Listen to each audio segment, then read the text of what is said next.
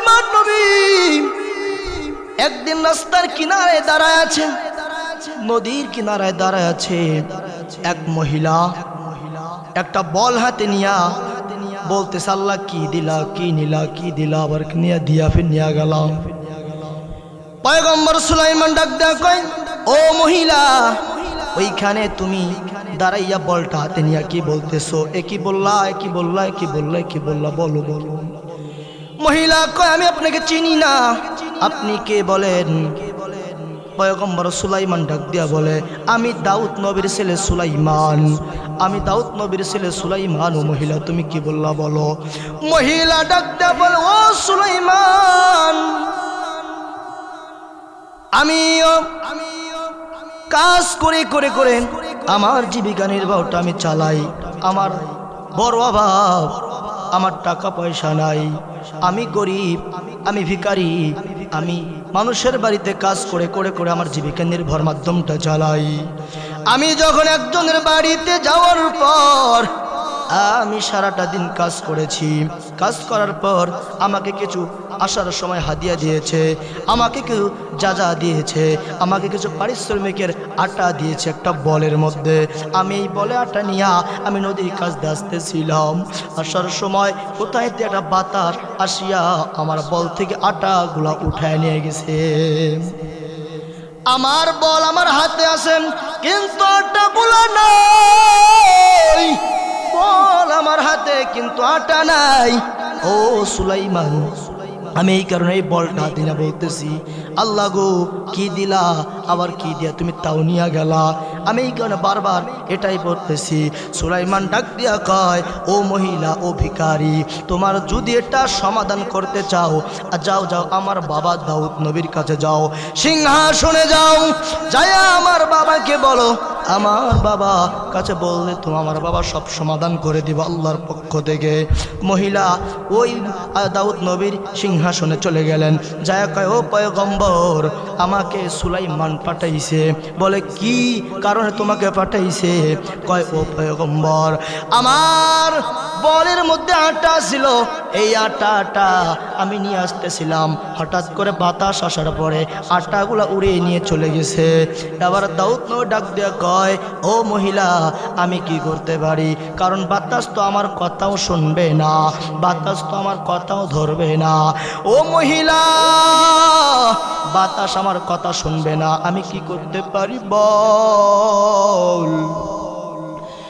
মহিলা ডাক দিয়া বলে, মহিলা ডাক দিয়া বলে, ও পয়গম্বর, আমি বড় অসহায়, আমি বড় গরিব, আমার বাসায় খাবার কিছু নাই। ও পয়গম্বর, আমি মানুষের বাড়িতে কাজ করে করে করে আমার সন্তানাদিকে আমি তার মুখে খাবার তুলে দেই, আমার জীবিকা নির্বাহ মাধ্যমটা আমি চালাই গো নবী। আমার খাবার নাই, সারাটা দিন কাজ করে একটু আটা পেয়েছিলাম, আটাটাও আল্লাহ উড়ায় নিয়ে গেছে। দাউদ পয়গম্বর ডাক দিয়া বলেন, ও মহিলা, নবীর এবার যারা কর্মচারী আছে কর্মচারীকে ডাক দিয়া বলে, কর্মচারীকে ডাক দিয়া কয়, ও কর্মচারী, ওই 2 বস্তা আটা তাড়াতাড়ি মহিলাকে দাও। আটা 2 বস্তা আনার পরে মহিলাকে দিল। মহিলা আটা নিয়ে যাইতেছে, কিন্তু আটা নিতেও পারে না। কর্মচারীকে ডাক দেয়া বলে, কর্মচারী, আটাগুলা নিয়ে ওই মহিলার বাড়িতে পৌঁছায়া দাও। আটা নিয়ে যাইতেছে, হঠাৎ করে পথের মধ্যে আবার সুলাইমান পয়গম্বরের সাথে দেখা হয়ে গেল। সুলাইমান ডাক দেয়া বলেন, পাইছো? ও মহিলা দাঁড়াও, কি পাইছো? মহিলা ডাক দিয়া বলে, হ্যাঁ পাইছি, এক কাটার বলে, এক বলাটা ছিল, আটা উড়ে গেছে, কিন্তু এখন আমাকে আপনার বাবা দাউদ নবী 2 বস্তা আটা দিয়েছে। এবার ওই সুলাইমান ডাক দিয়া কয়, মহিলা তুমি মনে হয় খুশি খুশি ভাব, আপনি মনে হয় খুশি খুশি ভাব, কারণ এক বল আটা উড়ে গেছে আর আপনি বাবার সিংহাসনে যাইয়া 2 বস্তা আটা পাইছেন, তাহলে আপনি খুশি খুশি ভাব, ঠিক না? মহিলা কয়, আমি তো খুশি, কারণ এক বল আটা আমার উড়ে গেছে, কিন্তু আমি 2 বস্তা তার বিনিময়ে পেয়েছি। পয়গম্বর সুলাইমান ডাক দেয়া কয়, ও ও মহিলা, খুশি হলে চলবে না, চলবে না। আমার বাবার ইনসাফ কাজটা করে নাই, আমার বাবা ইনসাফ মতো কাজ করে নাই। ও মহিলা, আমার সাথে আবার বাবার সিংহাসনে যাওয়া লাগবে, বাবার রাজদরবারে যাওয়া লাগবে, কারণ আমার বাবা ইনসাফ মতো কাজ করতে পারে নাই। কেন? কারণ সুলাইমান নবী, আল্লাহ তাকে কেন নবুয়ত দান করেছেন? আল্লাহ তাকে কেন নবুয়ত দান করেছেন? কারণ সুলাইমান পয়গম্বরের এত প্রধান, এত তার জ্ঞান ছিল, এত তার ধারালো জ্ঞান ছিল। একদিন পয়গম্বর দাউদ আল্লাহকে ডাক দেয়া বলে, আল্লাহ, আমার ইন্তেকালের পরে এই রাজত্বর দায়িত্ব কাকে দেওয়া যাবে? কারণ আমার সন্তানদের মধ্যে কাকে দাওয়াত দিব, আমি কাকে এই সিংহাসনের দায়িত্বটা দেব? আল্লাহ ডাক দেয়া কইছে, ও পয়গম্বর, আপনি কাকে দায়িত্ব দিতে চান? আপনার সমস্ত সন্তানদেরকে ডাক দেন, সমস্ত সন্তানদেরকে ডাক দেওয়ার পর আপনি একটু পরীক্ষা করেন, পরীক্ষার মধ্যে যে পাস হবে ঠিক আমি তাকে নবুয়ত দান করব। পয়গম্বর দাউদ ডাক দিলেন তার সন্তানদেরকে, ও সন্তানেরা সামনে আয়। সন্তানেরা সামনে আইসা পড়ছে, হাজির হয়ে গেছে। এবার পয়গম্বর দাউদ সন্তানদেরকে পরীক্ষায় ফেলা দিলেন। ডাক ডাকায়, বলো সব থেকে দূর কি জিনিস? দূর কত দূর? সব থেকে দূর কত দূর? দূরে কোনটা? একটা ছেলে ডাক দিয়া কয়, বাবা, দূর হলো পৃথিবীর এক প্রান্ত থেকে আরেক প্রান্ত অনেক দূর। আবার আরেকটা ডাক দিয়ে বলেন, ও বাবা, দূর, অনেক দূর হলো, দেশের এক কোণা থেকে আরেক কোণার অনেক দূর। এই দেশ থেকে আমেরিকা অনেক দূর, অস্ট্রেলিয়া অনেক দূর। ও বাবা, অনেক দূর, বড় বড় রাষ্ট্র অনেক দূরে। এবার সর্বশেষে সন্তানকে সুলাইমানকে ডাক দিয়ে কয়, ও সুলাইমান, তুমি বলো। সবাই বললো অনেক দূরে। সুলাইমান পয়গম্বর ডাক দিয়া কয়, বাবা গো, সবাই বললো অনেক দূর, অনেক দূর, কিন্তু বাবা অনেক দূর বলতে কি বোঝায় আমি জানি। অনেক দূর সব হলে কিন্তু অনেক দূরে টান। অনেক দূর হলো বাবা, বাড়ির পাশে বাজারের নিচে কবর, এই কবর হলো অনেক দূর। কারণ যদি অনেকে দূরে চলে যায়, বিদেশে যায়, অনেক দূরে যায়, কিন্তু সেখানেও ফোনের মাধ্যমে তার সাথে যোগাযোগ করা যায়, হোয়াটসঅ্যাপের মাধ্যমে, মেসেঞ্জারের মাধ্যমে, ইমুতে কথা বলা যায়, সালাম কুশাদার করা যায়, সালাম বিনিময় করা যায়। ও বাবা, দেখা যায়, চেহারা দেখা যায়, কিন্তু বাড়ির পাশে কবর, এই কবরে গেলে দেখা যায় না। কবর এত দূর, এই কবরে গেলে দেখা যায় না। এইখানে যারা বসে আছেন বাবা, এখান থেকে কারো জানি মা নাই, কারো জানি বাবা নাই, কবরে চলে গেছে। বাড়ির পাশে কবরস্থান, ওই কবরে গেছে। বলেন এতদিন হলো যাওয়ার কোনো দিন খোঁজ পাওয়া গেছে কিনা? কেউ দিন ওই বাবার চেহারাটা দেখতে পারছেন কিনা?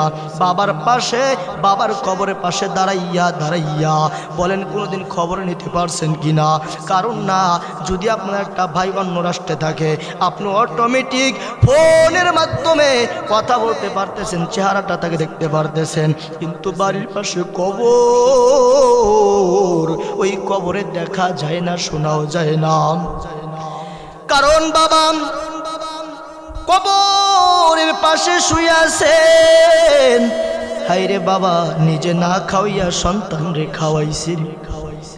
এই বাবা নিজে না খাওয়াইয়া সন্তানের মুখে খাওয়া তুলছে। ওই বাবা এত আনন্দের দিন গেছে, ঈদের দিন গেছে, কিন্তু ওই বাবা ভালো একটা কাপড় পরতে পারে নাই। এত আনন্দের দিনগুলা গেছে, বাবা একটা মাথায় ভালো টুপি দিতে পারে নাই। কেন পারে নাই? বাবাকে যদি জিজ্ঞাসা করা হয়েছে, বাবা আপনি কেন একটা কাপড় চোপড় ভালো কেনেন না? ডাক কয়, সন্তান আমার কেনা শেষ নাই, আমি অনেক কিনেছি রে বাবা, কিন্তু আজকে তোর মুখে হাসি ফোটানোর জন্য আমি বাবা কোথায় পাই না পাই আমি কর্ম করে করে করে তোকে ভালো পোশাক পরাই। ওই বাবা কবরে চলে গেছে, ওই বাবার কথা কি মনে আছে? বাবার কথা একবার কারো মনে নাই। এরে আল্লাহর বান্দারা, ওই বাবা যে বাড়ির পিছনে কবরে চলে গেছে, এর থেকে দূর আর কোথাও নাই। এত বড় মায়া। আশায় আশায় জহনম গেল খুদা, না চাইলা ফিরিয়া। আর কতকাল থাকব মাবুদ তোমার দিদার প্রাণে চাইয়া।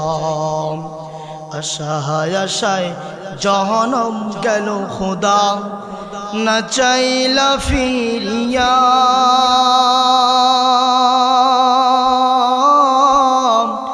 আর কতকাল থাকব মাবুদ তোমার দিদার প্রাণে চাইয়া। আর কতকাল থাকব মাবুদ তোমার দিদার প্রাণে চাইয়া। তোমার সনে কইব কথা, তোমার সনে কইব কথা, কবর যাই ইয়া। আর কতকাল থাকব মাবুদ তোমার দিদার প্রাণে চাইয়া। আর কতকাল থাকব মাবুদ তোমার দিদার প্রাণে চাইয়া। মুসার সনে কইল কথা, মুসার সনে কইলা কথা, তোর পাহাড়ে নিয়া।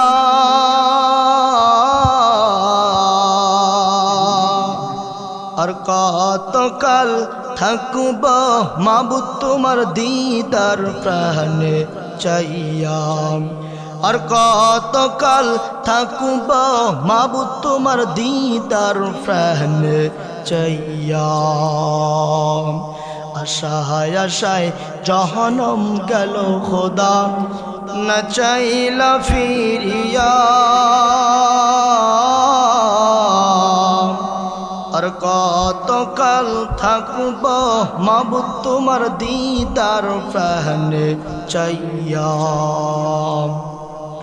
তুমি ঈশার সনে কইলা কথা, তুমি ঈশার সনে কইলা কথা, কাছে তেনি ইয়া। আর কতকাল থাকব মাবুদ তোমার দিদার প্রাণে চাইয়া। আর কতকাল থাকব মাবুদ তোমার দিদার প্রাণে চাইয়া। তুমি ইব্রাহিমের শানে কইলা কথা, ইব্রাহিমের শানে কইলা কথা, আগুন ফেলিয়া।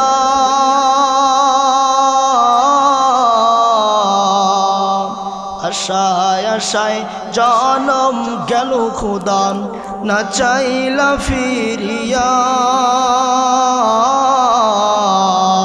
আর কতকাল থাকব মাবুদ তোমার দিদার প্রাণে চাইয়া। আর কতকাল থাকব মাবুদ তোমার দিদার প্রাণে চাইয়া। তুমি নূহর সাথে কইলা কথা, নূহর সনে কইলা কথা, তুফান ফালাইয়া।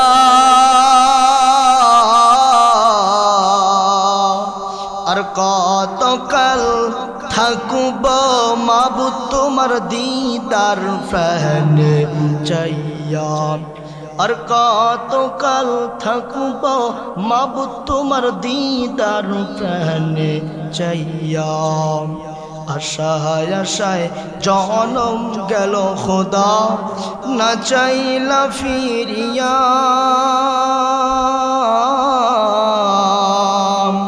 আর কতকাল থাকব মাবুদ তোমার দিদার প্রাণে চাইয়া আর কতকাল থাকব মাবুদ তোমার দিদার প্রাণে চাইয়া ওরে নবীর উম্মতের দল যুবক ভাই ভালো করে শুনবা এই দুনিয়ায় কয়দিন থাকবা তোমার কোনো গ্যারান্টি নাই এর আল্লাহর বান্দা ও যুবক ভাই ভালো করে শুনিও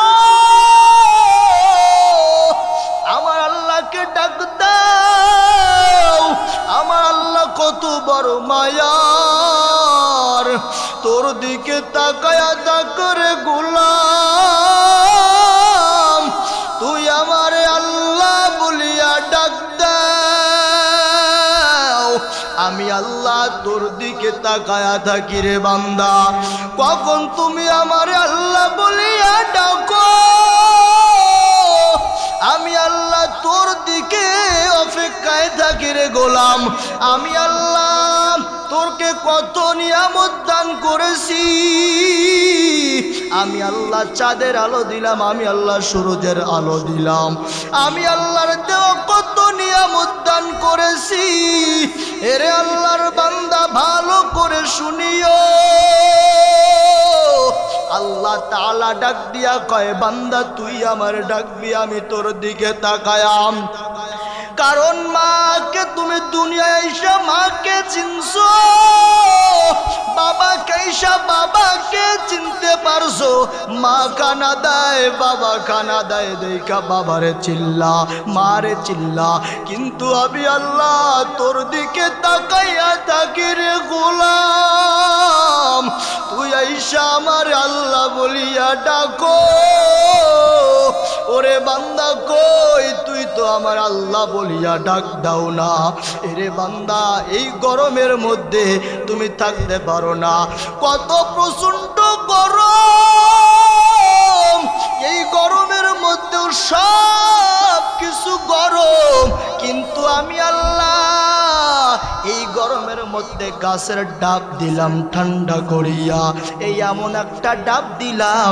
এই ডাবটা বড়ই গরম হয় না ঠান্ডা হয়ে যায় এরে বান্দা আমি আল্লাহ সব তোমারে দিয়েছি ওরে বান্দা আমি আল্লাহকে ভুলিয়া তুমি কেমনে থাকো আমি আল্লাহর মায়া কি তোর মধ্যে নাই ওরে বান্দা আমি আল্লাহ কত তোর দিকে তাকায়া আছি রে গোলাম এরে গোলাম যখন তুই খাইতে পারস না আমি আল্লাহ কত বড় দামি নিয়ামত দিয়া বান্দা তোরে আমি আল্লাহ বড় বড় বানাইছি অথচ আমি আল্লাহ দেওয়া চাঁদের আলো আমি আল্লাহ দেওয়ার বাতাস আমি আল্লাহ দেওয়ার সূর্যের আলো আমি আল্লাহ দেওয়ার রঙে রঙের মাছ খাইতেছো রে গোলাম কিন্তু গোলাম তুমি এর বড় কেন আমি আল্লাহকে বলে থাকো বান্দা আল্লাহ বলিয়া ডাক দাও তুমি বান্দা ডাকতে দেরি আমি আল্লাহ তোর ডাকে সাড়া দিতেও দেরি না ফাযকুরুনি আযকুরুকুম ওয়াশকুরুলি লা তাকফুরুন বান্দা তুমি আমাকে আল্লাহ বলিয়া ডাকো আমি আল্লাহ তোর ডাক আমি আল্লাহ কখনোই ফিরে দেই না রে গোলাম এরে বান্দা তুই আমার অন্তরে আসবি আমি আল্লাহ তোর অন্তরে ঢুইকা যাইব পয়গম্বর সুলাইমান ওই মহিলাকে নিয়ে সিংহাসনে হাজির সুলাইমান কেমন ধারালো সুলাইমান। এবার যখন দাউদ পয়গম্বর প্রশ্ন করছে সবথেকে কাছে কোন জিনিসটা একটু বলিয়া দাও, কাছে শর্তে কোনটা জিনিস মনে করো। আবার একটা ভাই জিজ্ঞাসা করে ও বাবা সবচাইতে কাছের জিনিস হলো আপনার চোখ, আমি চোখটাকে কাছে মনে করি।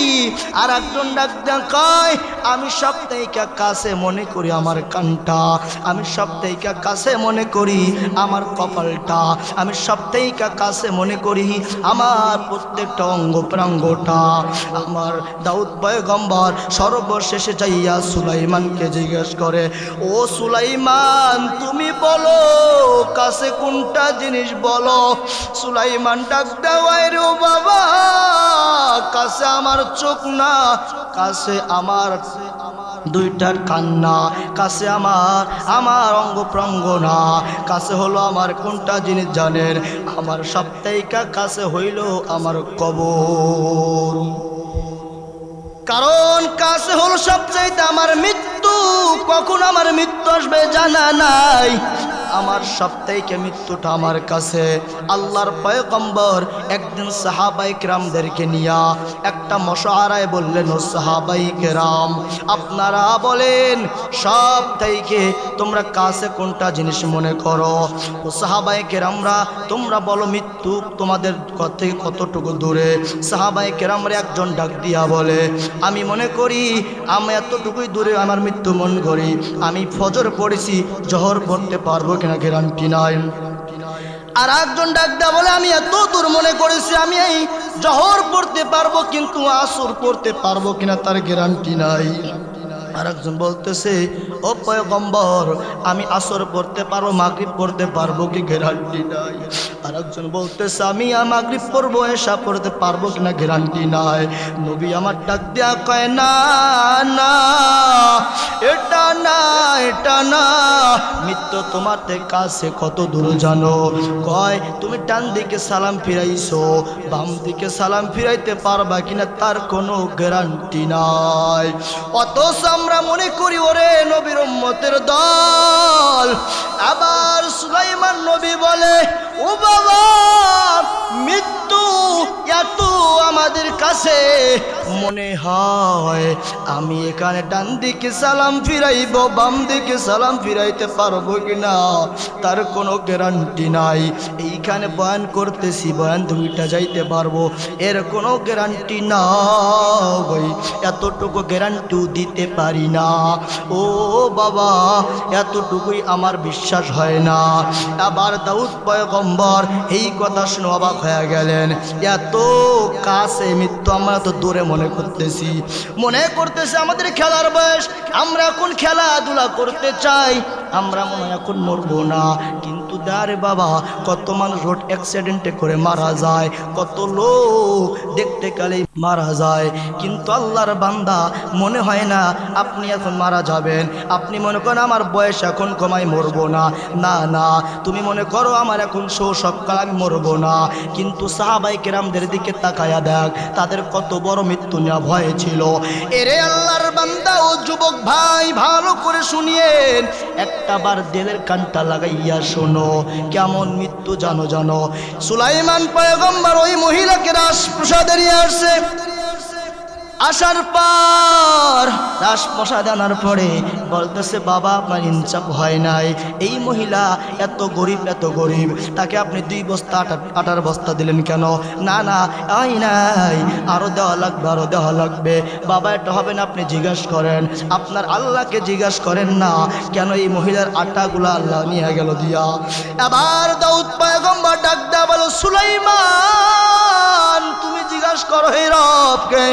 আবার আল্লাহ কয় জিবরাইল আমি এর প্রশ্নের উত্তর দিতেছি। আল্লাহ ডাক দেয়া বলো দাউদ পয়গম্বর এই মহিলাটা এমন একটা মহিলা সারাটা দিন কাজ করার পরে যখন তার আটা নিয়া যখন আসতেছিলেন এমন তো সময় একটা ওই নদীর ধারে দিয়ে আসতেছিলেন, ওই নদীর মধ্যে একটা লঞ্চ একটা জাহাজ ওই নদী দিয়া যাইতেছেন, ওই জাহাজের মধ্যে অনেক মানুষ ছিল। হঠাৎ কইরা জাহাজটা মাঝখানে ছিদ্র হয়ে গেল। ছিদ্র হয়ে যাওয়ার পর আবার জাহাজে পানি ঢোকা শুরু করলো। ওই স্টিমার লঞ্চে পানি ঢোকা শুরু করেছে। কি ব্যাপার, উপায় নাই, উপায় নাই। আবার ওই খেরকে সবাই বলতেছে, আল্লাহ যদি আমাদেরকে এই জাহাজ থেকে বাঁচান তাহলে আমরা জাহাজের সব কিছু দান করে দেব। এই জাহাজ চালাও কান্নার আওয়াজ, সবাই কান্নার রোল পড়ে গেছে। আল্লাহ যদি এইখান থেকে আমাদেরকে বাঁচাইতে পারেন, আমরা জাহাজের মধ্যে যা আছে মাল আছে সব আমরা দান করে দিতে রাজি আছি, আমরা দান করে দিব। আল্লাহ কয়, যে বান্দা আমাকে ভোলে না আমি আল্লাহ ওই বান্দাকে ভুলি না। এই কথা শোনার পরে আমি আল্লাহ ঠিক থাকতে পারি নাই। আমি কইলাম, বাতাস একটা ধামার, বাতাস আসার পর এই আটাগুলা নিয়া তাড়াতাড়ি ওই ফোলার মধ্যে লাগা দাও। আমি হুকুম দিলাম, এই আটাগুলা এই বাতাসের মাধ্যমে যাইয়া ওইখানে মিশ্রিত হইয়া ওই ফোলাটা বন্ধ হয়ে গেছে। এই কারণে আমি আল্লাহ আটাটা নিছি। এবার ওই সুলাইমান ডাক দিয়া কয়, বাবা আপনি আর দেরি করবেন না, আপনার রাজপ্রসাদে যতগুলা মাল আসবে সব এই মহিলারে দিয়া দেন। এই কারণে দান করলে কমে না বাড়ে? বলেন কমে না বাড়ে?